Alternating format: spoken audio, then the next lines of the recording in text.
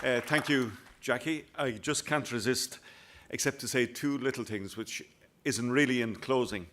One is I agree 100% with the feedback here, particularly the vocal point, absolutely critical. But I would throw in the word simplicity. If there's one thing the industry tell us in Teagasc is they want to make it easy for us to deal with them and for the innovation environment to be able to deal within that innovation environment. So that's one of the main aims of this, and exactly 3 to 5 objectives are plenty for anything. The other thing I just want to point out from my point of view, and I've organised a number of these type of events, but the absolute chemistry in the room and right throughout today has been absolutely outstanding.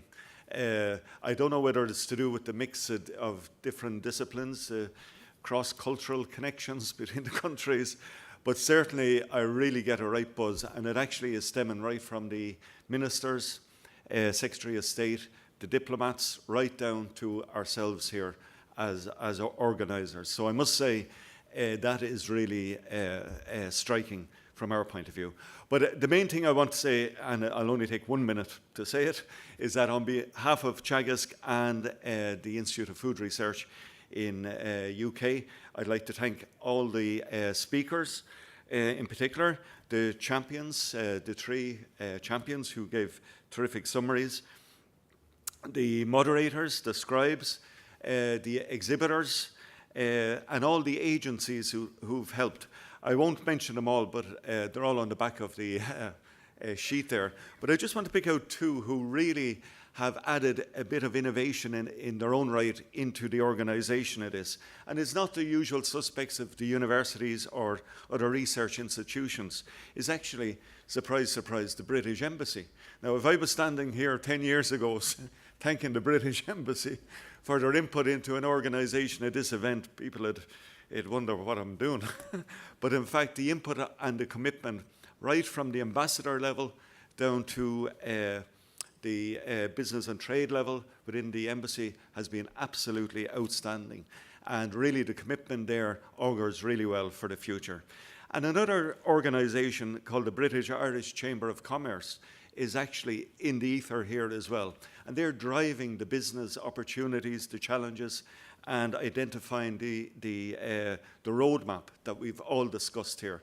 And these really comprise of many of the speakers you heard today and also of the delegates. But their aim really is to grow the industry across the 2 islands. And again, I have to thank Owen in particular, Owen Tonge, for the input into that debate. As I say, I won't mention all the other agencies to know who we are. I won't have any more conference calls, thank God, which has been happening in the last number of weeks. I'd also like to thank Jackie Davis. I think, again, I've seen Jackie before in Budapest a few weeks ago.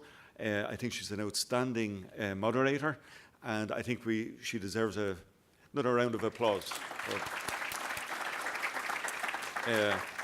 Certainly it's been quite dynamic in that regard.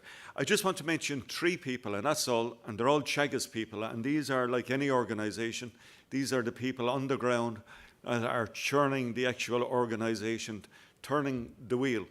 And these are Mary Riley. You probably met her at reception. She's either collapsed out there or she's on her way home.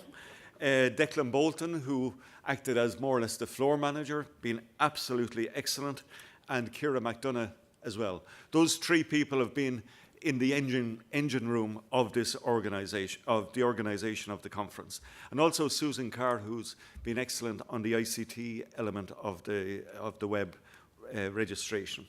But most of all, I'd like to thank yourselves, the delegates. And, you know, I've never organised an event that it was so easy to get bums on seats, so to speak. So much so that we had to pull down the website yesterday. We had over 350 registered delegates. We had 30, I won't embarrass anyone here, we had over 30 that hadn't registered, so that's 380 people. And that's without really advertising it. We just sent it to our normal cohort.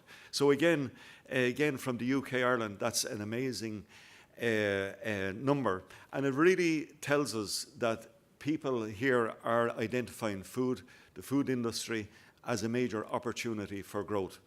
And I have to say as well that, again, from our experience from a scientific organization like Teagasc, we rarely get venture capitalists among ourselves, but they are in the audience here.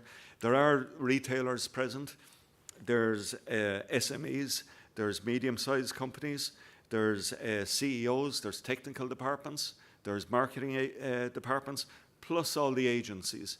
And, in one sense, that's a positive, but it just tells us also how complex the food industry is, that these are all players. And really, that needs to be managed. And hopefully, one of the main outputs of this initiative is actually to simplify the organization of knowledge for transfer to the industry, so they can plug and play, as we say. I think the commitment, as I mentioned before, particularly, and you heard it today from the two ministers, the Secretary of State and the Minister of Agriculture, but we also heard it last night at this famous meal that was referenced to quite a number of times in the Ambassador's residence. The absolute commitment there is unquestionable. So really, it tells me that it is up to ourselves. The opportunities are there. It's literally a matter of calling to arms and getting going on it. I do accept there's three barriers for the food industry in innovation. One is funding, which was mentioned from the floor. But that funding is available, but it just needs to be nurtured and accessed. I mean, we're already talking about a major budget of over billions that are available potentially for a big food initiative at European level. We know about Horizon 2020 and the opportunities there. Ross mentioned research for SMEs and the various instruments there.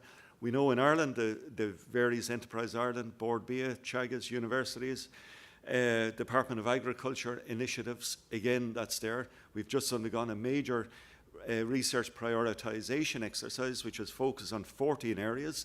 And again, amazingly, 2 of those areas are in the food area, food for health and sustainable food production. So I'm just emphasizing the funding is available. It's a matter of getting together to download that funding with industry input. Also, I'd say that the next step really is the critical step. It's easy to have a first step. We can all call ourselves together and have a meeting.